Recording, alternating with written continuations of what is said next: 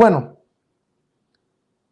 porque creo que Raimundo Rivapalacio está muy alterado, muy caliente por lo que decimos aquí en Sin Censura, que cobardemente nos señala, pero sin nombre y apellido. Es que le voy a pedir al maestro Ricardo Sevilla, quien conoce bien precisamente a Raimundo Rivapalacio, quien le llamó el tejedor de historias o algo por el estilo, y que estábamos concatenados desde esta trinchera para el golpeteo. Le voy a pedir al maestro Ricardo Sevilla que me dé su opinión de esta defensa que se está haciendo, sí, de Raimundo Rivapalacio. Ya veo a esta señora Chávez, la autora del Rey del Cash, hasta promoviendo la columna o la calumnia de Raimundo Rivapalacio en El Financiero y en Eje Central. La defensa que están haciendo algunos del periódico El Universal, y no porque nosotros lo hayamos señalado, sino porque apareció un documento en la Corte del Distrito Oeste de Nueva York. Y hay que hablar de esta vergonzosa defensa que se está haciendo de Genaro García Luna, ahora que se empiezan a mencionar medios y periodistas. Vamos con el maestro Ricardo Sevilla, periodista independiente, columnista del diario Basta, orgullosamente miembro de esta familia Sin Censura. Querido Ricardo, ¿tú también tienes la idea de que Raimundo Rivapalacio hacía referencia a lo que publicamos en Sin Censura y que yo soy el francotirador enviado por Palacio Nacional a cubrir en Nueva York el juicio contra Genaro García Luna? ¿O yo soy el que me pongo el guarache antes de espinarme? Te mando un abrazo, Ricardo. ¿Cómo estás? Buenos días. Un abrazo, querido Vicente, público memorioso. No, tengo exactamente la misma impresión. En efecto, este sujeto no es frontal, nos llama siempre con algún apodo. A ti te llama, desde mi punto de vista, el francotirador, a mí me apoda el tejedor de propaganda, y bueno, pues es un sujeto que se inventa las cosas. Ya vimos en su momento que en algún reportaje, decía que yo me dedicaba al robo de autopartes. Válgame, no sé ni cambiar el aceite de ningún automóvil, y bueno, pues es el tipo de periodismo que hace este sujeto. Pero fíjate que, para entrar un poco en contexto, sí que tuvimos un fin de semana candente.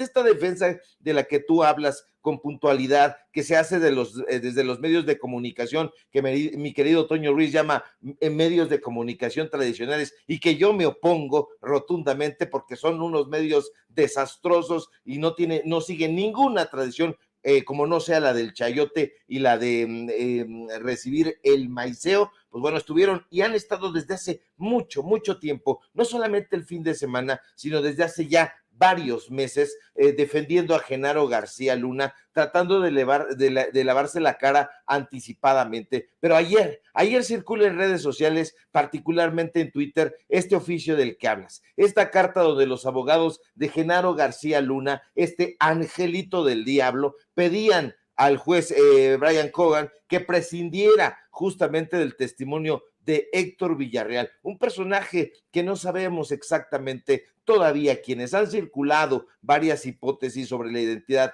de este sujeto, que fuera probablemente o podría ser el extesorero allá en Coahuila, y bueno, involucra presuntos sobornos del periódico Universal. Ahora, horas más tarde, en la sección editorial bajo reserva de ese periódico, salieron a decir que el Departamento de Estado habría cometido un error. El Departamento de Estado, así lo dicen, y por ello retiraron la carta. La columna editorial trata de curarse en salud, diciendo que ese periódico considera que solo son serios y creíbles los testimonios cuando están acompañados de pruebas que los sustenten. Es curiosísimo que digan eso cuando ni siquiera conocen todavía el testimonio de Héctor Villarreal y si vendrá o no acompañados de pruebas, de datos duros. Ahora, esa columna que no firma nadie, nunca la ha firmado nadie, y al mismo tiempo representa el punto de vista de esa casa editorial, de ese negocio. Ellos le llaman empresa periodística, pero es un negocio. Bueno, ellos agregan que de lo único que sí hay prueba es que el Gran Diario de México, así ellos se congratulan de llamarse, mantuvieron siempre una cobertura equilibrada y crítica de la gestión de García Luna, pero no es así. El Universal no hizo ni en ese momento ni ahora una cobertura crítica de la gestión del hombre de todas las confianzas de Felipe Calderón. Al contrario, todo eran loas y panegíricos desbordados ante la figura de Genaro García Luna. Ahora, dice el corresponsal de Proceso allá en Washington que no cambiaron el documento, pese a lo que ellos dicen es que se equivocaron y por eso lo bajaron, lo cambiaron. No cambió el documento, dice Jesús Esquivel, que la defensa de García Luna envió al juez Brian Cogan, no sobre estos presuntos sobornos. Lo que hicieron, nos dice, fue sellarlo, aunque en primera instancia lo liberaron tal vez por error de la Corte y no del Departamento de Estado, y fue público. De entrada, yo me pregunto, y creo que la audiencia también, ¿por qué los abogados de Genaro García Luna estarían interesados en pedir bloquear las declaraciones de un testigo, el que fuera? La segunda pregunta que yo me hago y creo que nos debemos hacer en general es, ¿entonces no eran rumores? Entonces Juan Francisco Eli Ortiz, dueño del Universal, recibió sobornos de Genaro García Luna para que esa empresa periodística callara ante los malos pasos y las corruptelas de Genaro García Luna. Otra pregunta que se me viene a la cabeza, de existir esos sobornos en efecto, ¿quién exactamente los recibía?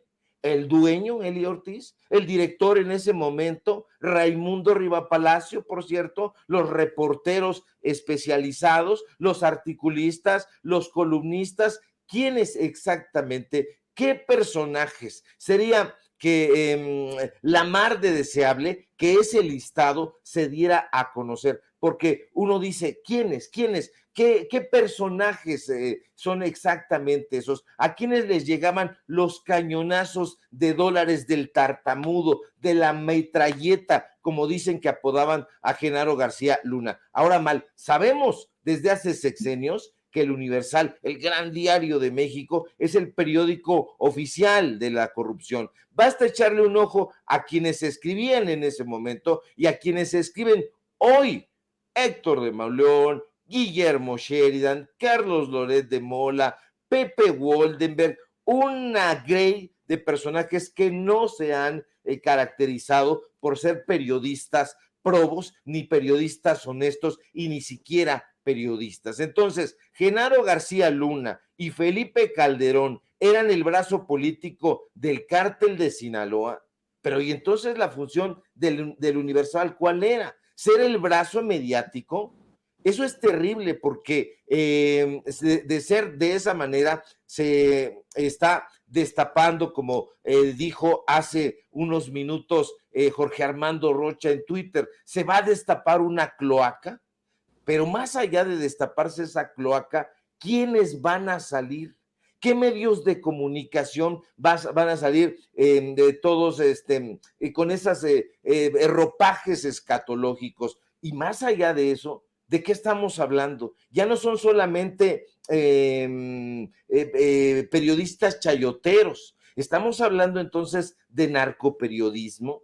Eso es terrible, Vicente, porque pensábamos que había muchísima sevicia, pero ya hablar de narcoperiodismo, ya hablar de que estos personajes estén intentando lavarle la cara pringosa a un delincuente como Genaro García Luna, sabemos perfectamente quién es Juan Francisco Eli Ortiz, que mandaba a cerrar Bucareli cuando él llegaba. Sabemos que estuvo en prisión unos minutos nada más porque fue liberado. Por eso es un personaje bastante tétrico del cual nunca han hablado en ese medio de comunicación, por supuesto. Y bueno, por otro lado, Raimundo Riva Palacio. Entonces, Raimundo Riva Palacio, Carlos Marín, Salvador García Soto, todos estos personajes que están intentando lavarle la cara a toda costa Genaro García Luna, ¿qué tenemos que pensar?